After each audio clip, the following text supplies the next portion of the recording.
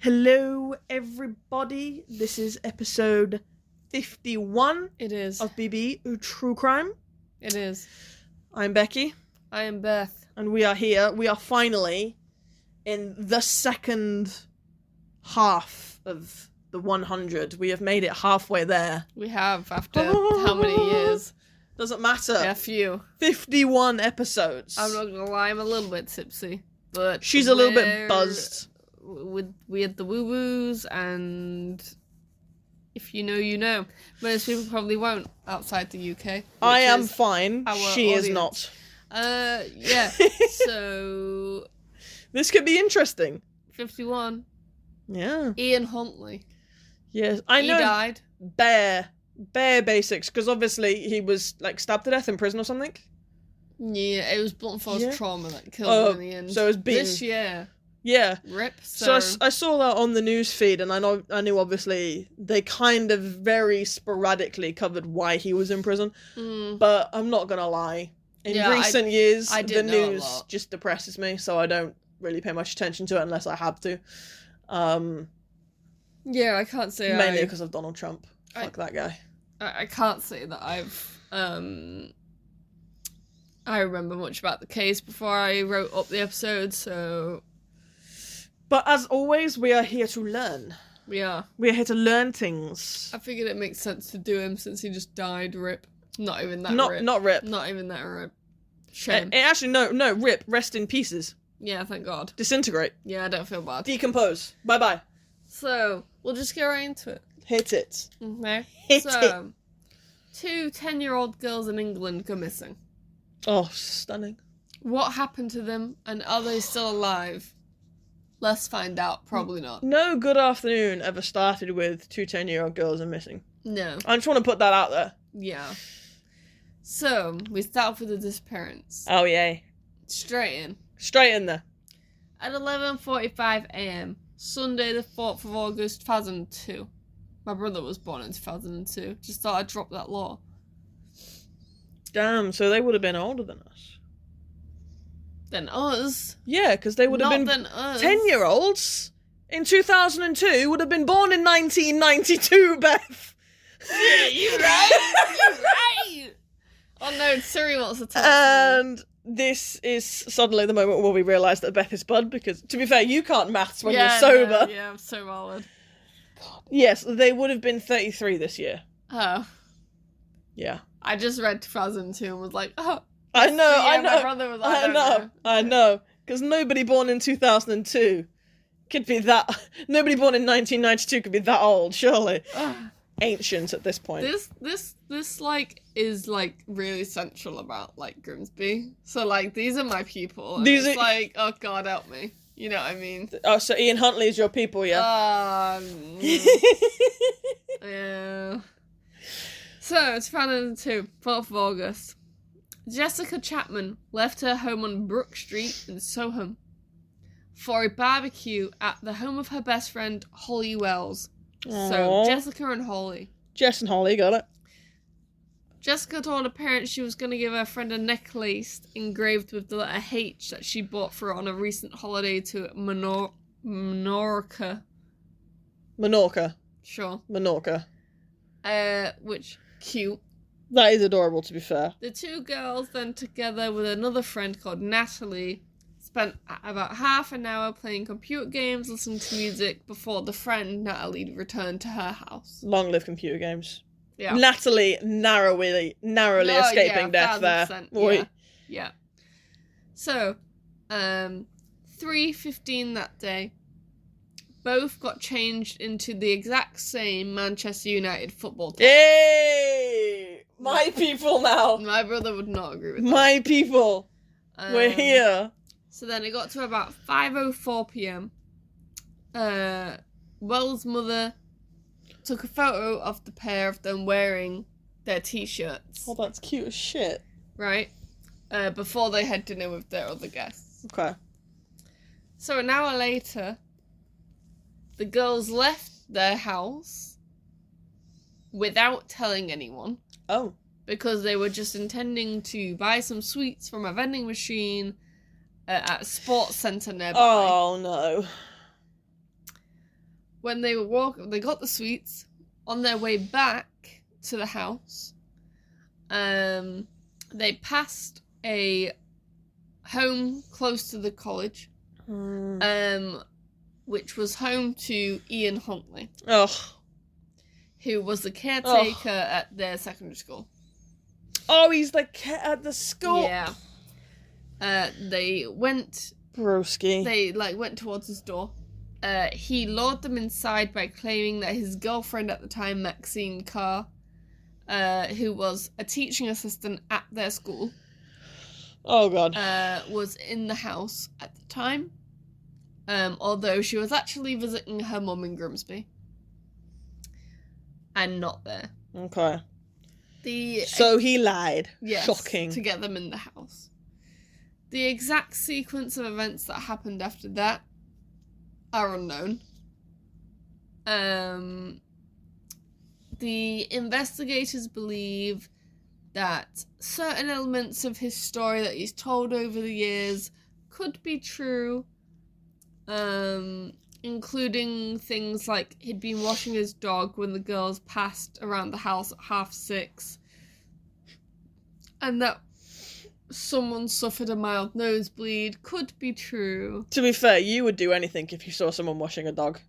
Yeah, but I don't know if I got into the house if it was just some dude. No, but you've got to appreciate he probably didn't get them into the house with the dog. He probably got them onto the property with the dog and then got them inside the house by saying someone they knew was inside. We don't know that that was even a true thing. There are elements that could be true, but no one actually knows what happened. I'm just saying, you would do things for a dog. Yeah, however, what is true is that the cause of death for both girls was asphyxiation. Okay.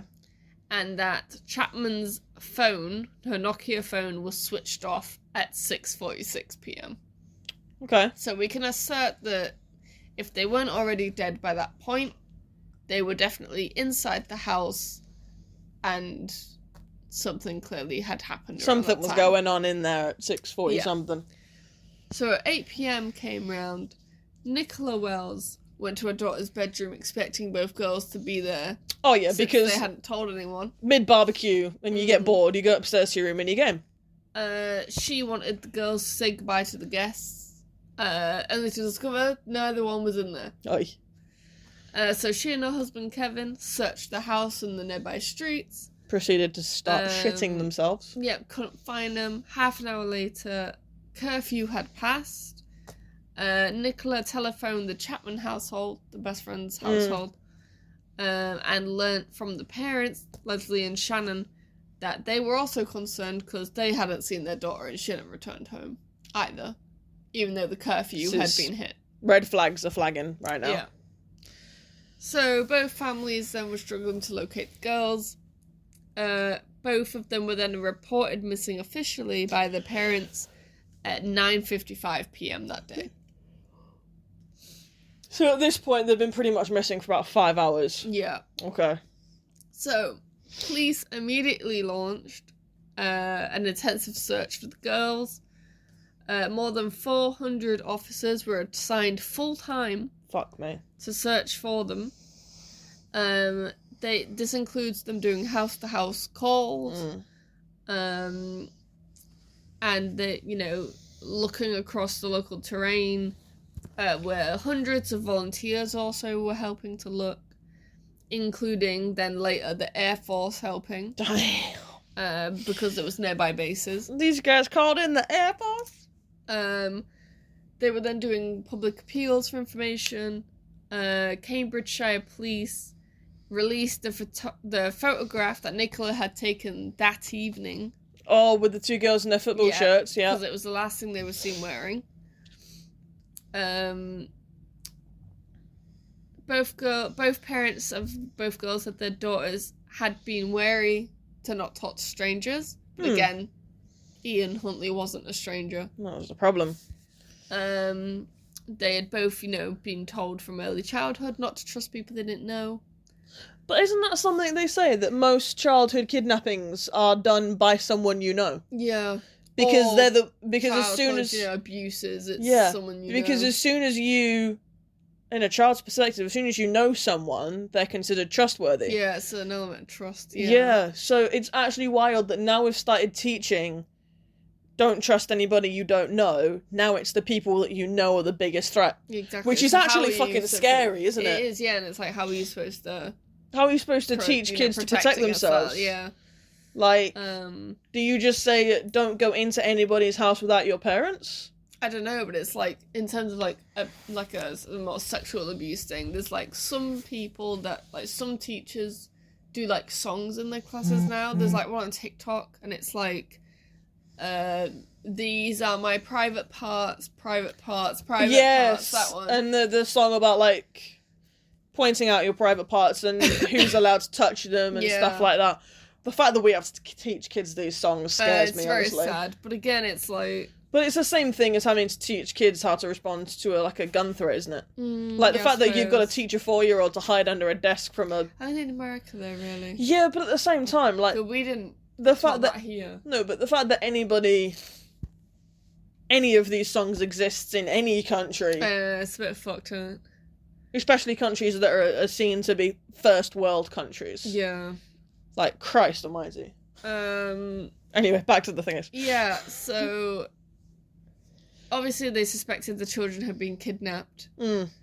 Everyone got questioned. They immediately went to sex offenders in the area. Clearly not the right ones. And in Lincolnshire as well. More than 260 registered sex offenders, including 15 high-risk paedophiles, were questioned. All were eliminated because... guessing they just neither didn't match or had alibis. But I'm presuming that Huntley wasn't actually a registered sex offender at this point. Not officially, no. Okay. But he would have been someone who'd been on the radar. He'd have been someone of interest, okay. Maybe. But not I was going to say that mixture, no. The police also examined that the girls maybe had arranged to meet someone via, like, an internet chat room, because that was a bit, newer things. Not to mention they'd been on the computer earlier that day, hadn't they? But they quickly ruled that out, because there was, like, nothing that supported that. Got it. The community then held a candlelight vigil on the 7th of August. There's always some candlelight vigil somewhere. Yeah. The day after, CCTV footage of the girls... minutes before this disappearance was actually then released to the public. It depicted them arriving at the sports centre where the vending machine for the sweets were. Got it. At 6:28 p.m. Oh, wow. And then they did a televised reconstruction of the kids' last movements, which was then broadcast on the 10th of August.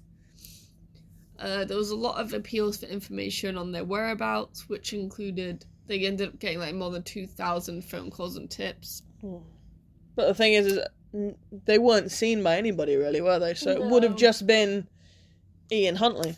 There was various sightings, but none of them actually did turn up anything. Ian Huntley was spoken to in this time. Oh, of course he was. And actually said that he had spoken to the girls before their disappearances and that they seemed happy. Because that's the best way to give yourself an alibi, is to admit that you saw them and there was an interaction, but then say that the girls went on their way, because there's no way to disprove that. Yeah, the police were immediately, like, suspicious of his account.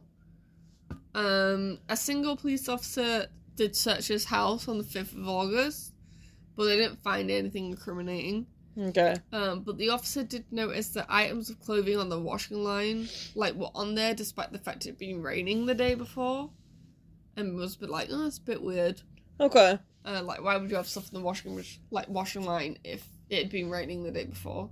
Okay. But at the same time, how often do you leave your washing up in the rain and then you have to leave it out for another day to dry all over again? Like, the amount of times that my parents did that was absolutely ridiculous. There was also... Like, he also noticed extensive cleaning of the house.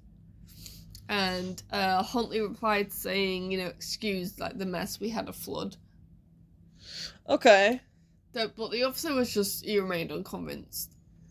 And he was suspicious that he seemed a bit agitated. Flimsy excuses and funky behaviour, basically. So he remained a strong suspect. Okay. But as of now, beyond... a gut feeling, basically. Yeah, he didn't have much to go on. Yeah. Yeah. all he's got at this point is things, his spidey senses are tingling, but there's nothing that's actually actionable at this point. So on the 6th of August, Huntley drove from Soham to Grimsby to pick up his girlfriend, Carr. Shortly before the two returned to college close, a neighbour of Carr's mother, Marion Clift, saw the couple standing at the rear of the vehicle with the boot open. According to the neighbour, pale, shaking Ian Huntley stared into the boot for a few moments, while the girlfriend stood next to him, head bowed and weeping. Wait, are you saying he had the girls in the boot? Likely at this point. Oh my God. When Ian Huntley became aware of the neighbour's presence watching them, he abruptly closed the boot. Oh my God. So, time skip. 12:30. I'm sorry, hang on, August. I'm still shook on the fact that he was driving around in the town where he'd killed those two girls, and then driven to another town to pick up his girlfriend with two girls in the car. The neighbour saw this boot incident, which would have been 2 days after they were killed. Or, yeah, it was 2 days How long does afterwards. it take a body to start decomposing? Depends on the circumstances. Because surely 2 days, shit's gonna start happening. Likely. So you've got two decomposing bodies in your boot. I can see why he was pale and shaking now, because that's disgusting. It also depends on things like temperature. Like, the colder it is... Yeah, but if there's the a longer barbecue it going takes. on, it's not cold. Yeah, true. Very true. If there's a barbecue going on. I know the British have really low standards for when a barbecue can occur, but surely if there's a bit of sun. barbecue popping up 2 days later, these girls are still in the boot. What? It don't mean that they were in the boot all that time. He might have just put them in there. Yeah, but nobody's got a we don't know. nobody's got a freezer that big. So 12:30, 17th of August now. So it's like a couple weeks, like a week and a half later, isn't it? Okay. A 48-year-old gamekeeper, Keith Pryor, discovered the bodies of both girls. Okay. Lying side by side in a 5-foot deep ditch close to a pheasant pen near the fence of an RAF Lakenheath in Suffolk. Thank you. You're welcome. More than 10 miles away from Soham. As an ex-RAF cadet, I can tell you of all the RAF bases in the UK. Okay, so that's actually he's probably taken the bodies back then and dumped them on the way back, I would imagine.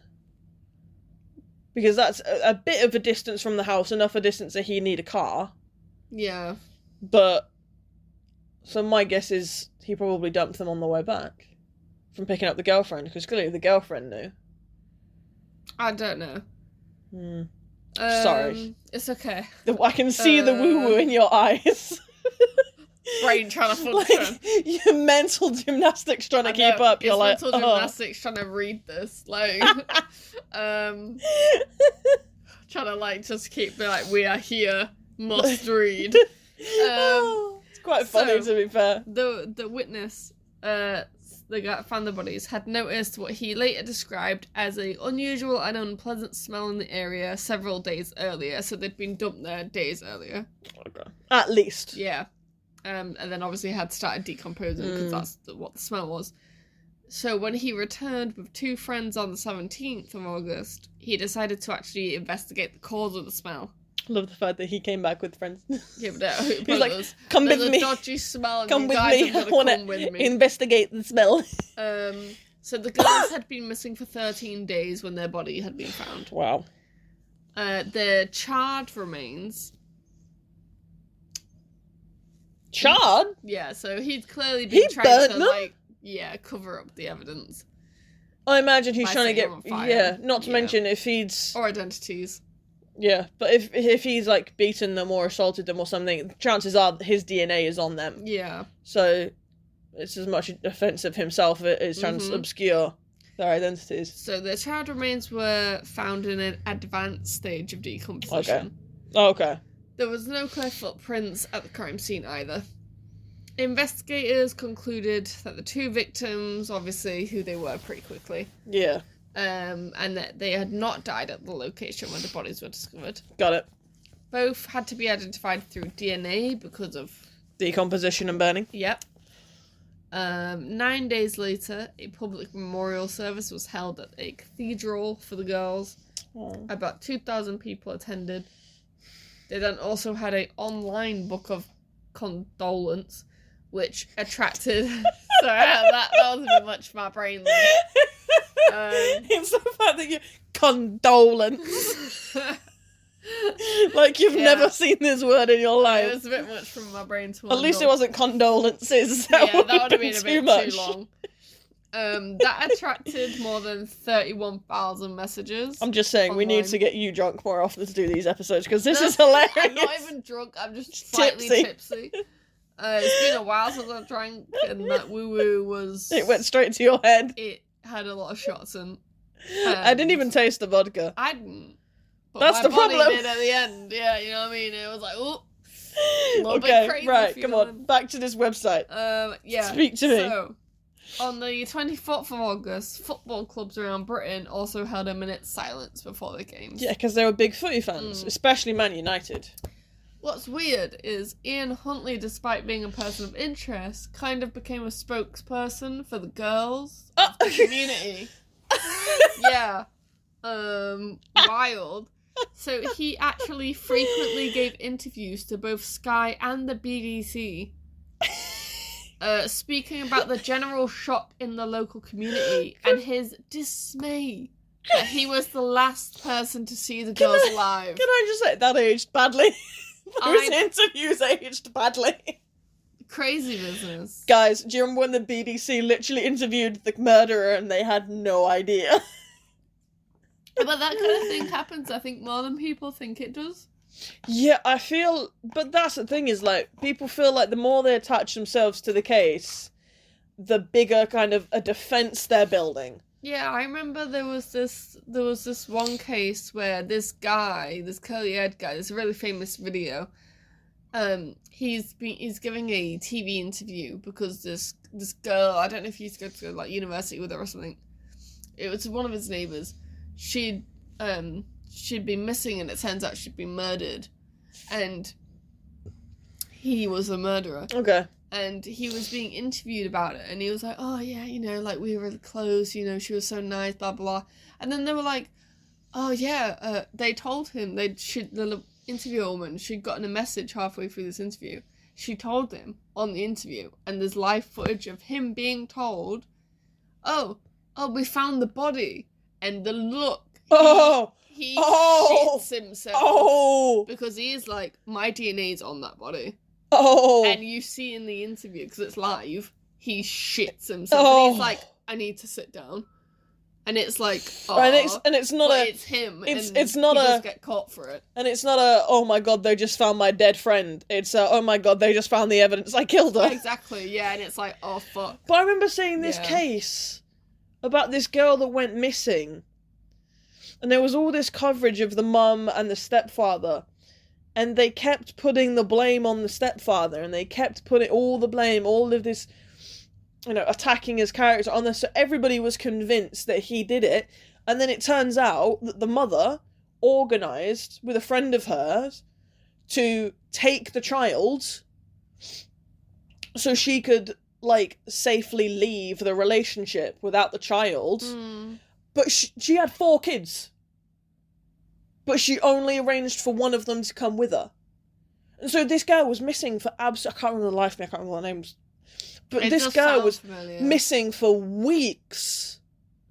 And it turns out that she was kind of young. She was only like, she was younger than 8, I remember. And she'd been taken on the way back from school, and she'd basically been picked up by what was effectively her uncle, and been staying at her uncle's house. Yeah, that sounds good. I don't want to say Shannon Matthews. But No. I think that's it. It is.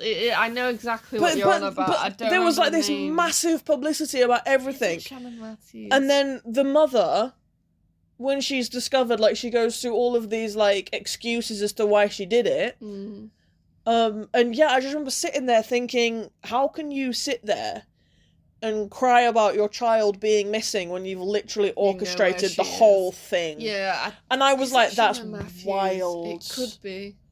I'm gonna Google it. Sorry, guys. I know that this was the middle of an episode with a completely unrelated case. Just type up Shannon Matthews. I'm doing that, honey. But if it's not her, yeah. That's Shannon Matthews. Yeah. Yeah.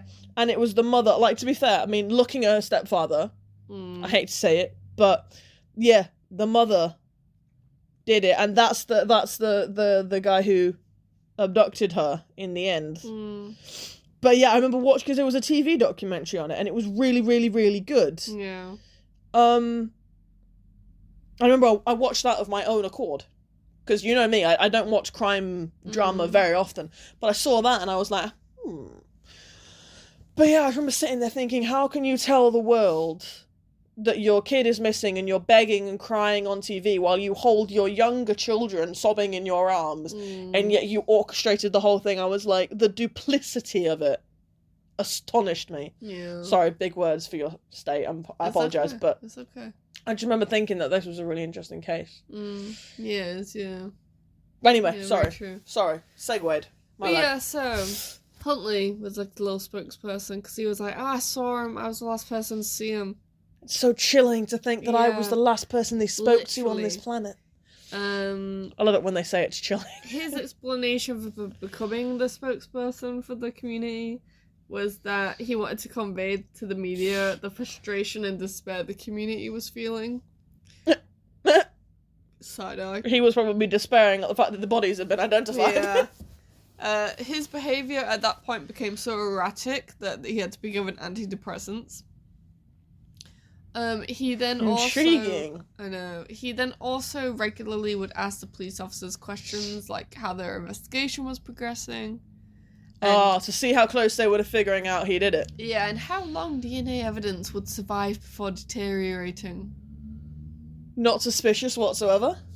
Sure. I'm curious how long it takes for DNA evidence to deteriorate. One of those questions, I feel like, if you're like a little spokesperson, kind of makes sense. How's the investigation going?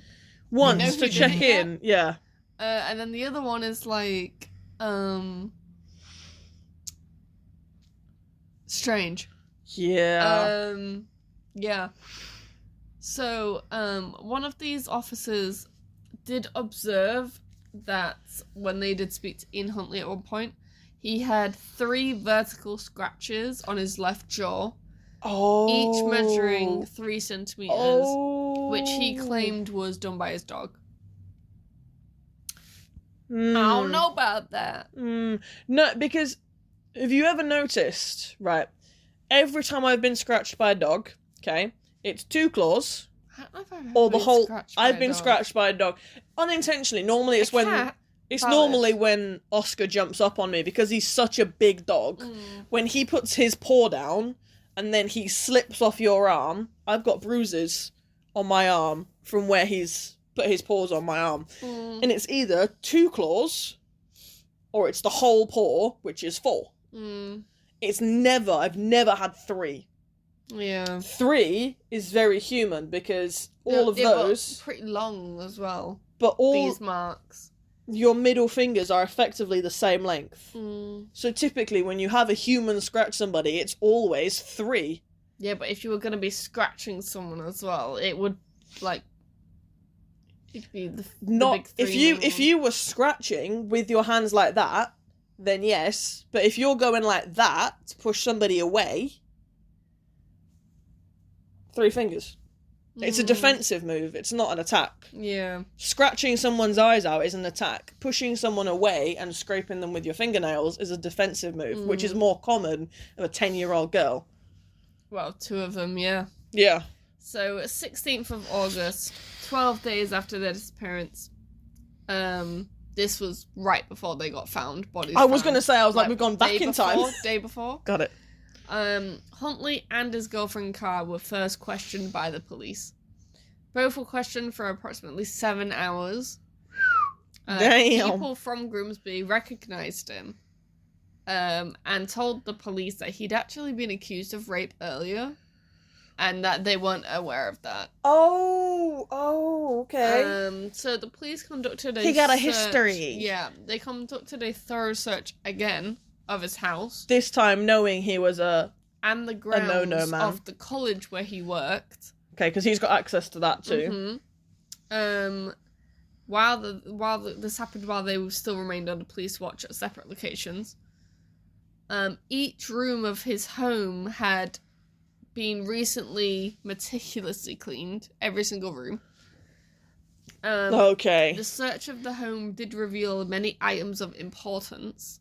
Oh, I love items of importance. So obviously this was the day before the bodies were found. Mm-hmm. The evidence and artifacts found were not made public at the time. Understandable. But the items recovered from the school grounds included items of the clothing that the girls had been wearing when they were last seen. What? The Manchester United tops. Which were charred and cut up Manchester United shirts that were found in a bin in a hangar at the college he worked at. Oh, so they were undressed? Yeah. Ooh. Fibres recovered from these garments were a match to the samples retrieved from his body and his clothing as well. Okay. As well as clothes from his house. Okay. His fingerprints were recovered from the bin as well. Okay. His car, Ford Fiesta, was examined.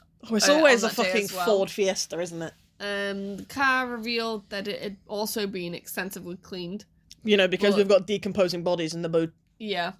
But there were traces of mixture of brick dust, chalk and concrete on the wheels, which was the same type used to pave the road leading to where the girls' bodies were found. Okay, so we've got trace on the car as well. Okay. A cover from the back seat was missing, and the lining of the boot had been recently removed and replaced with an ill-fitting section of household carpet. Right, so he's doing a very bad cover-up job of trying to get rid of all the things that would connect him to the bodies. Yeah. Or have physical DNA evidence on them. Yeah, but they're still finding it. Oh, so. Yeah. But decomposing bodies are messy. Yeah. And I get the feeling at this point he's not particularly skilled at dealing with bodies. No, as far as I'm aware, these are the only people he's killed. This is giving I've fucked up. He's done other crimes. Yeah. But this is, as far as I'm aware, his first, murders. Yeah. So the police arrested Huntley and Carr on suspicion of abduction and murder at 4:30 in the morning on the 17th of August. Mm-hmm. Was that the day the bodies were found, or was it the day after? Day after. Remember. Oh, wait. Did you say the 12th was when they were, interviewed? Oh, let me go back. No, the same day the bodies were found. Okay. Oh, so literally 24 hours later they found the bodies and they locked them up. Valid, honestly. The day they found the bodies, they arrested them both. Okay. Understandable. Ian Huntley refused to answer any questions and was evasive, confused, and emotionally detached. He tried drooling during police attempts to question him to try and feign mental illness. Like he hasn't just spent the last 13 days in front of a camera. A spokesperson. He's a man of the people, Your Honour. This left police with no option but to refer him to a mental hospital to have a psychological evaluation done. To prove that he was completely with all of his marbles. His girlfriend quickly confessed to detectives that she had lied about her whereabouts and her partner's actions on the 4th, the first time they got questioned. Okay. Explaining that before she had returned to Soham from Grimsby 3 days later, Ian had claimed to her on a phone call to have seen the two girls shortly before the disappearance. So she knew something was hinky before he drove up and didn't say anything. Yeah. She then agreed to make up a false story with him because he was worried that if people knew he was the last person to, see them, that they'd, start making up fake shit. So she was like, oh, but you definitely didn't kill them, so I'll make up a story with you and give you an alibi.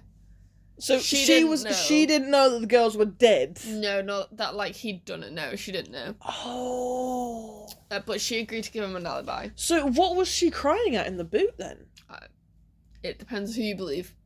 Don't know. Okay. So, 20th of August, Investigators had enough physical evidence from his home, vehicle, and the college to charge him with 2 counts of murders. Good. His girlfriend was charged with attempting to pervert the court's justice on the same day. Okay, good. She was then further charged with 2 counts of assisting an offender. I love that crime exists. Yeah. I think that's cherry on the cake. Like, can you imagine knowing and then helping that person? Yeah. Justice right there. Well, that's the thing, we don't know. We don't know officially if she did know or not. So, his mental health assessment showed that he was psychopathic. Okay, but in control of his faculties. But not mentally ill. Yeah. Though a lot of people say they're one and the same. To a degree, I guess they are.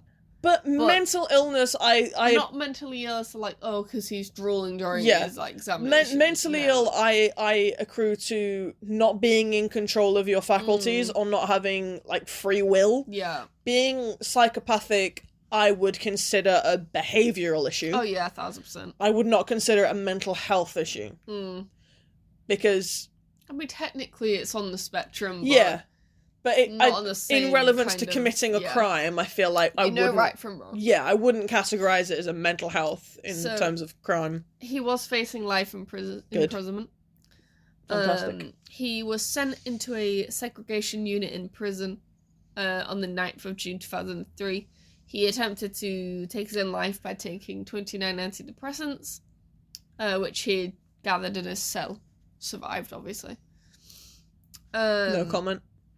On the 16th of April 2003, he pleaded not guilty to the charges, but he did plead guilty to the charge that of perverting the course of justice. So he pled not guilty to the murder, yeah, but guilty to disposing of the bodies? Just to perverting the course of justice. Basically, like, lying the first time. Oh, okay. So not his deception. Okay. Yeah. His girlfriend pleaded not guilty to the charges of perverting the course of justice, also of assisting an offender, and conspiring. Can't even say it Conspiring. Right now. Conspiring to pervert the course of justice. Okay. So she said no to everything, Yes. basically. Okay. So, the location of the bodies where they were found was actually a place that Ian Huntley liked to go plane spotting. Of course he's a plane spotter. Yeah. I had a conversation with my partner the other day, and I was like, Matt, do you like plane spotting? And he was like, sometimes they can be kind of cool. And then I ended up having a deep conversation, because the thing is, I'm from Cleethorpes and Grimsby. So I started telling him about once a year in Cleethorpes, there's like this big RAF day. Yeah. And everyone goes down to the seafront. Obviously, I lived right near the seafront. And it's really busy. Tourists come. It's very, very busy day. Big event. And they fly loads of planes over. Nice. They do tricks. Nice. And they do the thing with the smokes. It's like different coloured smokes. Yes. And then the flyovers. Yeah. Yeah. And then they also have people trying to recruit for the RAF. Yes. And also other military stuff. And then they also bring in vehicles as well. They'll do like stalls, and then there'll be vehicles there, and you can take pictures with the vehicles, you can climb on the vehicles. They bring tanks. They'll fire the tanks. It's a big day. Can I just say, it makes so much sense that they take this show in Cleethorpes and Grimsby. Yeah, but I've always been like, why Cleethorpes? Because really random. Because it's a very, very poor town with people looking to escape. I'd say it's more Grimsby. Cleethorpes is just a little seaside town. Yeah, it's basically... But it's a road separates them from Grimsby. Yeah, but it's probably a very, very central location to an impoverished community that they can exploit. I mean, I guess, yeah, From someone who was recruited by the RAF, they are very kind of focal pointed on communities that have young men who are looking don't know how to get out of the town. Yeah, and who are looking for something to do with their time, and you show them all these cool planes and all these cool vehicles. It's probably what got my brother into it, like wanting to join. But it was the same with me. It's the same with me. I mean, I loved flying. I have, there's still pictures that my mum has. Like, I think some are even on the fridge of, like, my brother in, like, one of these cars, like, and he's on the machine gun bit, and I think there's another one where we're both stood in front of one of these cars. It's a Humvee. Yeah, it's whatever. It's a Humvee, babe. It's a Humvee. I was never very fond of that day. I'm not really a plane woman. I would have had a field day. You would have loved it. I would have loved it. Jamie loved it. My mum used to like the plane show. That's why I joined the RAF. When they told me I could shoot guns and fly planes, I was like, sign me up. Yeah, but we went every year because it was just like a big day. It was always nice. What's the likelihood that Ian Huntley was there when you were there? Maybe. Well, that's scary. But maybe it was always a big thing. But yeah. So anyway, we ended up talking about that for a while. Did you ever go prior to 2013? Yeah, we went every year. Because chances we are... went every year. We did. We went every year. I mean, it was on our doorstep, so... Yeah. So chances are you two had a little... That's scary. Fun fact, I ate fish and chips on the pier next to Ian Huntley. Yeah, maybe. Maybe. But yeah, so he liked to go plane watching. Okay. So Ian Huntley claimed that both of the girls' deaths had been accidental. Okay. He tried. It was some stupid shit. I didn't even bother writing it down. Because it was just like, I just don't believe it. You know when she just calls bullshit, she's like, I don't even want to acknowledge that that sentence exists. It was some kind of shit. It was like, oh, he was washing his dog in the bath. One of the girls slipped, fell into the bath, and just like drowned. Which is not asphyxiation, at all. And then the other girl got aggressive because she was like, oh, you did it. And then he did something to the girl. Like, that was his version of events. And it was like, I just don't think that that's correct. Just please come up with something plausible. I don't know how you plausibly come up for a story of how two 10-year-old girls were asphyxiated at the same time that doesn't make you sound like a murderer. I was just like, that just doesn't match up though, does it? Oh, so they slipped at the top of the stairs and hung themselves on an extension cord. I know, it's so sad. But yeah, so the investigation person said that there's only one person that really knows what happens, and he's Huntley. Clearly not talking. Yeah. He's talking shit. So he's talking shit because he's a murderer and now he's dead. They did find slight traces of blood and saliva on certain objects, but didn't find any semen. Objects like the girls or like other things? Like around the house. Oh. Blood and saliva from the girls then? Yeah. The investigator explained that the reason for the lack of any traces of semen being discovered could have also been the result from the charred and melted condition of the bodies on like what they were wearing. He could also have just worn condoms. He could have also have just not done it. Yeah. But slightly unlikely, given his history, which we'll be going into. Oh, yay! I know. Oh. So... What did you do with your day off, Becky? I learnt about the sexual history of a murderer. Sounds about normal. Stunning way to spend my afternoon. So, a crime scene officer testified that during Ian Huntley's efforts to remove physical evidence from his home, forensic examination revealed several traces of blood spattering in the hallway and the main entrance to the master bedroom. Oh, okay. So they entered the door and they went straight up to the main bedroom, basically. Pretty much, yeah. Okay. So that's not suspicious at all. I know. So the jury deliberated for 4 days before reaching their verdicts on both defendants. So on the 17th of December 2003, majority verdict of guilty on 2 counts of murder against Huntley, and he was sentenced to life imprisonment. His girlfriend was sentenced to serve 3.5 years in prison for perverting the cause of justice. For Huntley, it would be a minimum of 40 years. Whoosh. And he wouldn't even get considered for parole until 2042, where he would be 68 years old. Obviously, he never would see that day, so shame. I mean, to be fair, he died exactly where he should have, respectfully. Yeah. So a little bit of background on Ian. Oh, yay. This will make more sense as, like, the crime. Okay. So, starts off relatively normal, and then becomes a bit like, how did you go this long without getting, like, in more trouble? Okay. So, I feel like he's not a stranger to misbehaving. No. Okay. I mean, like I said, it seems he started off relatively normal, and then not so much. So, he was born in Grimsby. Poor bastard. Same brother. In the 31st of January, 1974. Wow. So, he was working class. His parents did eventually, with him, move to Immingham, which isn't, like, super far from Grimsby, but, yeah. He was quite a timid child. He got bullied a lot in school, so it meant he had to move schools a lot. We've all been there. We've all been there. He was also a very big mother's boy. Nothing wrong with being a mama's boy. In his early years, he would frequently throw tantrums to get his mum's attention. Okay, that's problematic. His childhood friends also later remarked how he used to be quite scared of his stern father. He was a loner, bit of an oddball. Attention seeker was how he was described by peers. He then, like I said, did become a target for bullies, and he had to move schools a lot because of it. He did join the Air Training Corps at 13. No. No, not my beloved air cadets. Yeah. He did have relationships, but they often didn't last long, and he was often unemployed.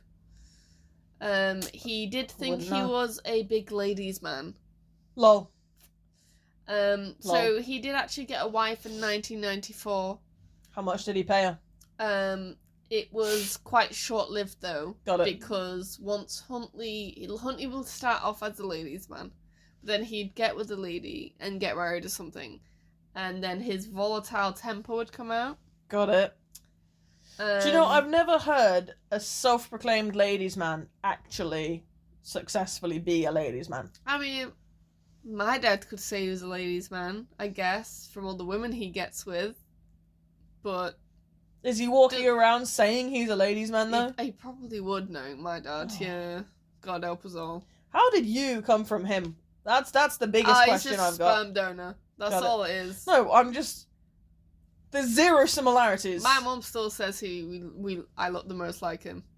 So, yeah, great, thanks, Mom. Talking beyond physical, and I'm going to the mental characteristics of you. Well, it's not like I had him in my life, so I didn't get to pick things up. Bitch, I'm trying to compliment you. Are you that tipsy? Yeah, well, we're getting a bit more alive again. God. Anyway, so... I've never known somebody dip on a compliment so much. Sorry. Christ. Sorry. So, he... with his first wife, he also, along with his volatile temper, began to regularly sexually assault her. Oh. Including subjecting her to indignities such as locking her in the house and cutting off her hair. Sounds like an easy one.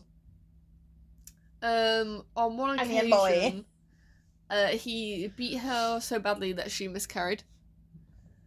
Honestly, signs I feel like that may have been a blessing in disguise. At least this guy didn't have kids. He had kids. Oh, God. Oh, God. So then after the miscarriage thing, she was then like, okay, I'm actually going to leave now. Good. And to try and get her to stay, he started faking seizures and faking epilepsy, which didn't work. Love that. Didn't work. As an epileptic, I love it when people say they fake epilepsy. Not only did it not work in keeping her to stay with him, she then married his brother. Yes, bitch. Good for you, girl, I guess. Yes, bitch. Is brother sane? Don't say anything about the brother, so I'm gonna guess. Marvellous. Maybe. I'm hoping so. So, in 1996, he was charged with burglary. Okay. So the year I was born. He had various relationships with teenage girls. 3 of them, in total. One was 15, and one was also 13. Oh, we're talking teenage girls. Yeah. Girls. Not legal teenage. Girls. Children. Got you. Girls. One of these girls became pregnant at 15.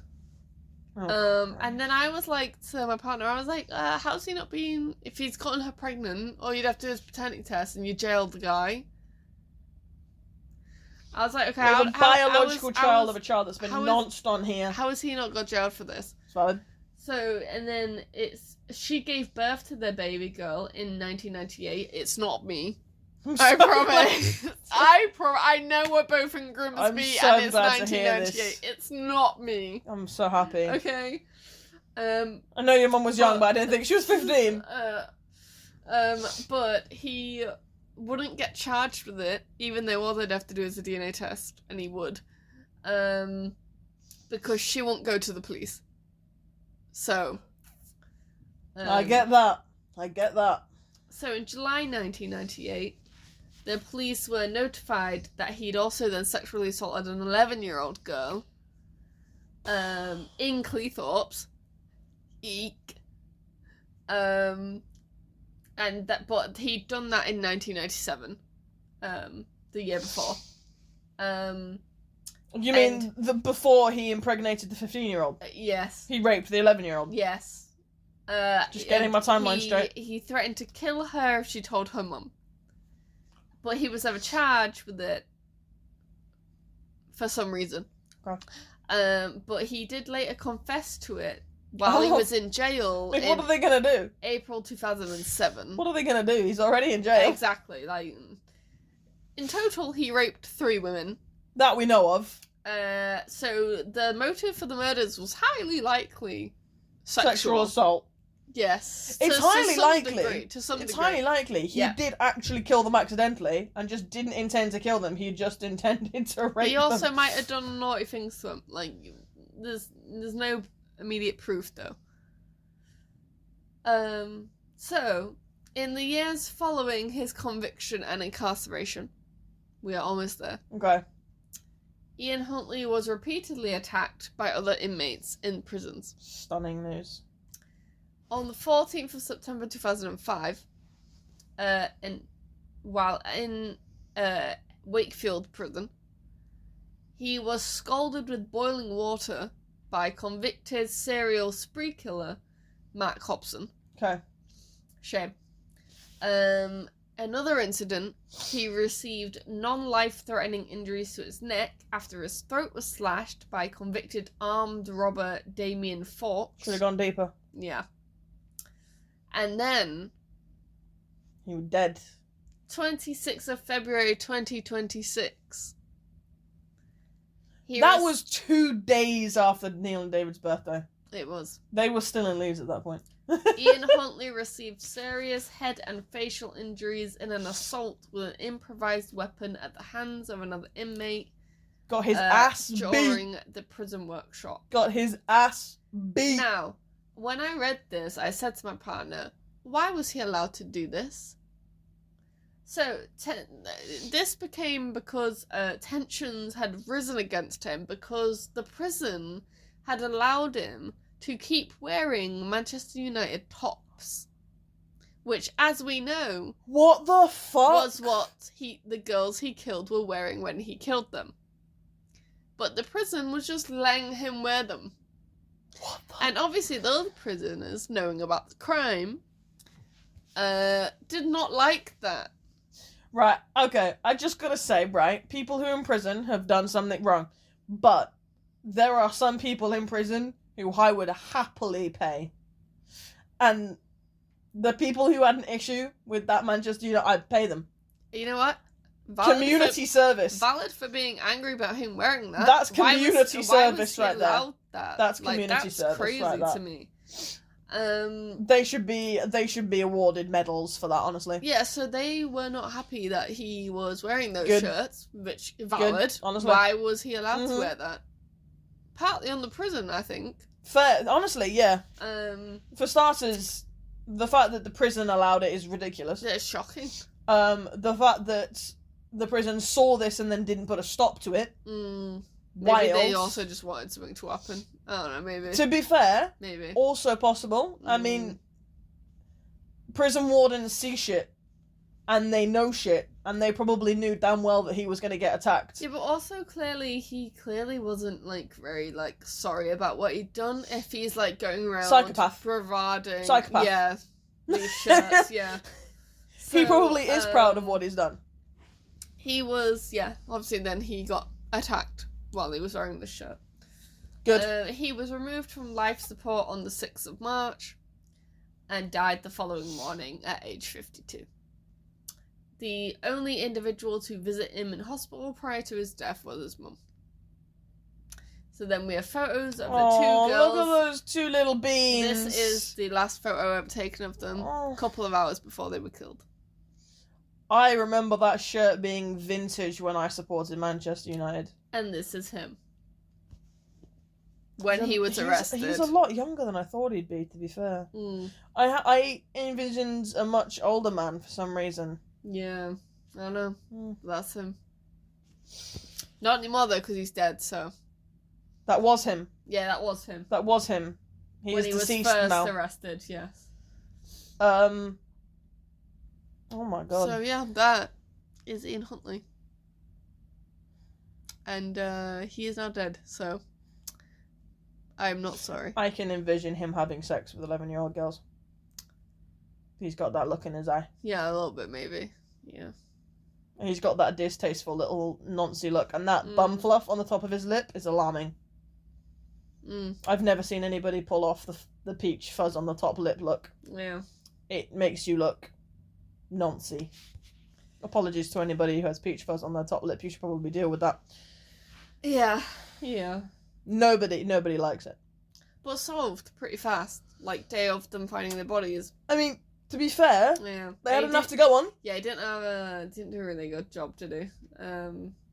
Which and I'm sorry for the best. But the idea of this guy going on a cleaning spree in his house without his mother's instruction. No, but like I also am just like, how was he not caught for like the naughty other crimes he did before this? How was he not like? And then he was given a job at a school. Crazy. But that's the thing. I mean, if you're not charged. Oh my god. Yeah, I didn't know how closely he was tied to like where I'm from also. So when I was doing the research, I was like, ooh. Oh. Do you know what I'd be interested to know? Who's the most notorious criminal from my area? I'd be interested to know that and see if that would be an interesting case to look at. That would be it, because there's some pretty big criminals from my area. Northampton's pretty notorious. He's probably the most notorious from Grimsby, but I don't know that for a fact. No, I'm gonna assume. But he's pretty notorious to begin with. Yeah, but I'd be interested in looking into seeing who's the most notorious from Northampton and see who that is. That might be a good one. Yeah. Anyway, that was Ian Huntley. It was. Damn. Died this year. That was a good riddance. Yeah, honestly. Good riddance. Yeah, very true. Anybody who's having sex with 11-year-old girls and 13 and impregnating 15s. Yeah. And to be fair, quite possibly 10-year-olds as well. Not that we can prove it, but quite possibly. Oh yeah, very likely, I'd imagine. I don't see why he wouldn't have at that point. But I don't see the point in murdering them. Because maybe he did deny them. That's what I'm thinking. I'm thinking the murder was probably an accident. I'm thinking he was telling, personally from my perspective, I think he was probably telling the truth on that. Because he'd successfully threatened girls into silence before. He didn't need to kill them. I think he honest to God, I think he did accidentally kill them and then he panicked. And that's why it was also... Or accidentally kill one and then the other one, is getting aggressive and you're because, ugh. Yeah. Because it's so easy when you don't give a fuck to take asphyxiation too far. And then you've got one dead girl and a 10-year-old that just witnessed it, and you're put in a position where, from your perspective, there's nothing else you can do. Yeah. I think one of those girls was a genuine accident. I think he was telling the truth about that. I think it's possible that one of them was a genuine accident, but I think the second one was to cover his ass. Yeah, I don't think he was... found guilty of premeditated. I don't think it was. That's the thing. No. But he definitely murdered them. Yeah. He definitely murdered them, and I see no reason for him to invite two 10-year-old girls into his house if he didn't want to sexually assault them. Yeah, exactly. So. But then it's also, what about the girlfriend? Do you think she saw the bodies in the boot, or do you think she didn't know genuinely? I think she saw. I think she knew something was off. And I think she when she got brought in and she realised how much they had on him and maybe she didn't know the extent of what had gone on. But I'm sorry, if you beat and sexually assault your wife, what are the chances you're not going to do the same to the girlfriend? I don't know if he did beat and assault her. This was a different woman. This wasn't the wife. Yeah, but if you do it in one relationship, it's typical. There's aspects of abuse in all relationships, even though it's not physical. I can't imagine that... If you do it once, you probably do it again. Exactly. And I can't imagine that she would be completely unknowing of all this kind of questionable behaviour. She definitely perverted course of justice by giving him a false alibi. Oh, yeah. 1000%. But I'm sorry, but if you turn around and you give someone a false alibi, surely you know in your head and in your heart that something had happened. Yeah, he just said to her, though, that I don't want people thinking I might have had something to do with it. No. And that's why she did it, so... I don't believe that. No, I don't know. You don't give someone a false alibi for not wanting to damage your reputation. Yeah, but that is basically what he said to her, rumidly, so... Yeah. But yeah, that was episode 51. How long did the girlfriend get? I think it said 3 years or something for perverting the course of justice. 3 fucking years. Yeah, obviously half that time with good behaviour. So she probably, realistically, did no more than 2 years. She got out, super fast, and then she's also been given a new identity, and she has our family now. Wow. Yeah. Wow. But to be fair, hi, my name is so-so. I helped my boyfriend try to get away with sexually assaulting and raping 2 10-year-old girls. She might not have known what he did to them. Or that he killed them. I don't believe. Well, that was episode 51. Yeah? We're going to do episode 52 now. Yeah. That should be fun. Which is the... Can I say it while slightly tipsy? Hinterkaifeck murders. That was pretty successful, to be fair. Yeah, Matt and I went on a little, how do you pronounce this word thing the other day, I'm pretty much spot on there. So, yeah. That is the next case, the Hinterkaifeck murders. So join us for episode 52. But I've been Beth. I am still Becky. And we've been BB True Crime. We will see you soon. Goodbye. Goodbye.